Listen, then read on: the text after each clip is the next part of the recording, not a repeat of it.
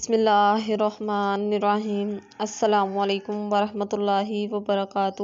Welcome back to my YouTube channel اسلام کی دنیا ود رباب۔ جی ناظرین، تو میری آج کی ویڈیو بیت المقدس 3 مذاہب کی مقدس جگہ ہے اور اس کی اصل جنگ کی کیا وجہ ہے، اس کے بارے میں ہے۔ ویڈیو سٹارٹ کرنے سے پہلے آپ سب کو میری طرف سے عید الفطر بہت بہت مبارک ہو۔ چلتے ہیں اب ویڈیو کی طرف۔ اصل جنگ کیا ہے؟ بیت المقدس 3 مذاہب کی مقدس جگہ ہے۔ نمبر 1 مسلمانوں کا قبلہ اول ہے۔ نمبر 2 عیسائیوں کے لیے یسوع کی جائے ولادت ہے۔ نمبر 3 یہودیوں کے لیے ہیکل سلیمانی ہے۔ شروع کرتے ہیں حضرت ابراہیم علیہ السلام سے، جن کے 2 بیٹے تھے، اسماعیل اور اسحاق۔ اسحاق علیہ السلام کے بیٹے تھے حضرت یعقوب۔ یہی سے کہانی شروع ہوتی ہے اسرائیل کی۔ اسرائیل یعنی اللہ کا بندہ، یہ لقب حضرت یعقوب علیہ السلام کو دیا گیا۔ حضرت یوسف علیہ السلام جب کفیل مصر بنے تو آپ کو حکم ہوا کہ اپنے تمام خاندان یعنی آل یعقوب کو مصر میں بلایا جائے اور مصر کی سرزمین کا ایک مخصوص حصہ ان کے لیے مختص کیا گیا، اور اللہ کی طرف سے کہا گیا کہ اے آل یعقوب، اس سرزمین میں تمہارے لیے برکتیں ہیں۔ حضرت یوسف علیہ السلام 12 بھائی تھے، اس لیے اللہ تعالیٰ نے ان کے لیے 12 چشمے جاری کیے، اور یوں اس سرزمین کا نام حضرت یعقوب کے لقب سے اسرائیل پڑ گیا، جسے آج یروشلم بھی کہا جاتا ہے۔ آپ کی نسل سے کم و بیش 70,000 انبیاء کرام آئے۔ حضرت یوسف علیہ السلام کے بھائی یہودا کی نسل آگے بڑھی تو اس میں سے آنے والی تمام بنی اسرائیلی یہودی کہلائے۔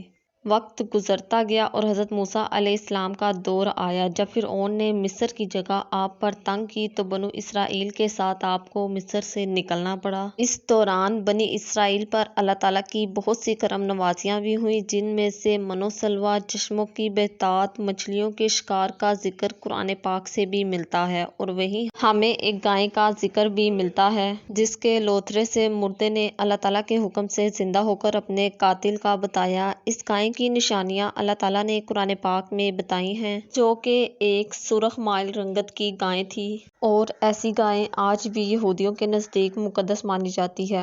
حضرت موسیٰ علیہ السلام کے بعد دیگر نبی آئے۔ اس دوران میں حضرت موسیٰ علیہ السلام اور ان کے دور کی کچھ باقیات تورات، من و سلویٰ کا کچھ حصہ بنی اسرائیل نے ایک صندوق میں محفوظ کر لیا۔ یہ اللہ تعالیٰ کی طرف سے حضرت آدم کو دیا گیا ایک خاص صندوق تھا، جو نسل در نسل نبیوں کے پاس رہا، جسے قرآن میں تابوت سکینہ کے نام سے پکارا گیا ہے، اور یہ یہودیوں کو اپنی جان سے بھی زیادہ عزیز ہے۔ حضرت داؤد علیہ السلام نے جالوت کو ہرا کر تابوت سینا جب اس سے حاصل کیا تو بنی اسرائیل نے آپ کو نبی تسلیم کر لیا، اور حضرت داؤد علیہ السلام نے اس صندوق کی حفاظت کے لیے ایک ہیکل تعمیر کروانا شروع کیا، جو کہ ان کی زندگی میں مکمل نہ ہو سکا۔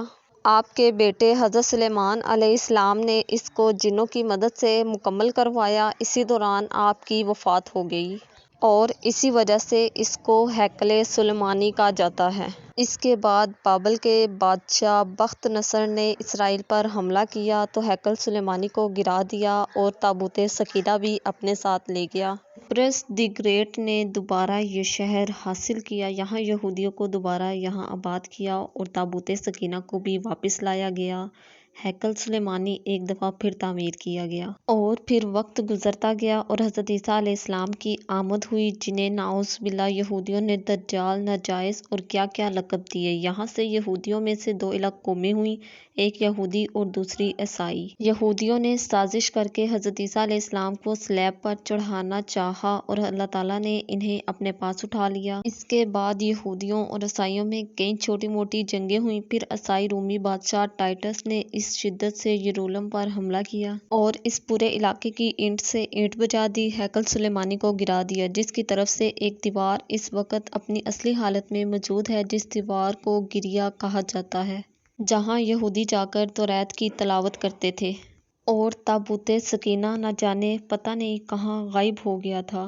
ٹائٹس کے حملے کے بعد یہودی آخری نبی کے انتظار میں تھے، کیونکہ اللہ پاک کا ان سے وعدہ تھا کہ انہیں پھر سے عروج بخشا جائے گا، اور اس وعدے کا ذکر سورہ بقرہ میں بھی موجود ہے کہ اے بنی اسرائیل، ان نعمتوں کو یاد کرو جو تم پر کی گئیں، اور اپنا وعدہ پورا کرو، ایمان لاؤ تاکہ ہم بھی اپنا وعدہ پورا کریں۔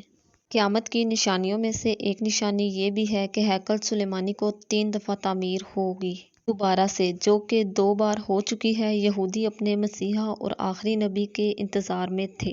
ٹائٹس کے حملے کے بعد 500 سال بعد آخری نبی حضرت محمد صلی اللہ علیہ وآلہ وسلم کی ولادت ہوئی۔ اس سے آگے کی باقی ویڈیو انشاءاللہ کل اپلوڈ ہوگی پارٹ 2 میں۔ تو میری ویڈیو کا انتظار کیجیے گا، دیکھنا مت بھولیے گا اور اس ویڈیو کو لائک ضرور کیجیے گا۔ اللہ حافظ۔